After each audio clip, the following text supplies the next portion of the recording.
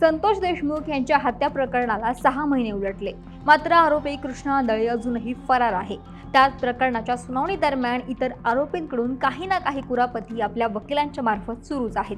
अशात वाल्मिकरांना देखील एक नवा डाव टाकला, मात्र हा डाव त्याच्यावरतीच पलटला आणि आता वाल्मिकच्या गळ्याभोवतीचा फास आणखीन आवळण्याची शक्यता आहे। नेमकं काय केलं वाल्मिकनं, पाहूयात या व्हिडिओच्या माध्यमातून। नमस्कार, मी अक्षता आणि तुम्ही पाहताय सकाळ। संतोष देशमुख हत्या प्रकरणामध्ये मुख्य सूत्रधार वाल्मिकरांनं आपण दोषी नसल्याचा अर्ज बीड न्यायालयाकडे आपल्या वकिलांच्या मार्फत केला।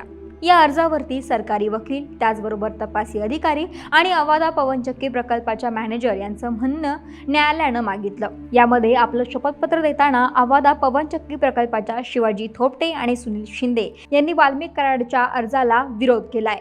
संतोष देशमुख हत्या प्रकरणात मुख्य सूत्रधार वाल्मिक कराड हाच दोषी असल्याचा ठपका CIDनं आणि तपास अधिकाऱ्यांनी ठेवला होता, म्हणून वाल्मिक कराडला दोषमुक्त करू नये असे या अवादा कंपनीच्या प्रकल्पाचे मॅनेजर सुनील शिंदे आणि शिवाजी थोपटे यांनी म्हटलंय। बीडच्या विशेष न्यायालयामध्ये हे शपथपत्र दाखल करण्यात आलं।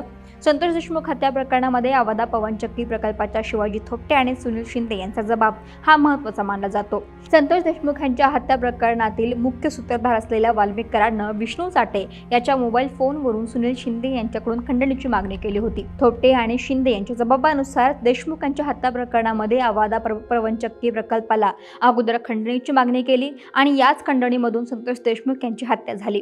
आरोपी विष्णू साठेचा मोबाईल वापरून वाल्मिक कराडनं खंडणीची मागणी केली होती। त्यातच अवादा पवनचक्की प्रकल्पावरती आरोपी सुदर्शन घुले आणि त्याची गँग आली आणि वॉचमॅनला मारहाण केली। वाल्मिकांना जे सांगतील ते करा, नसता काम बंद पाडा अशी धमकी सुदर्शन घुलेनं दिली।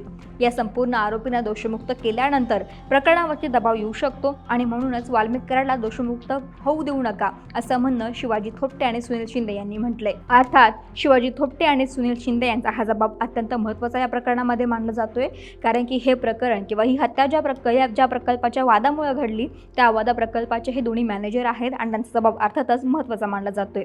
या जबाबानं वाल्मिक कराडच्या अडचणी वाढल्या असून त्याला दोषमुक्त अर्ज फेटाळला जाऊ शकतो असंही देखील म्हटलं जातंय। आता या प्रकरणामध्ये आणखीन कोणत्या गोष्टी समोर येत आहेत हे पाहणं देखील तितकंच महत्त्वाचं ठरेल।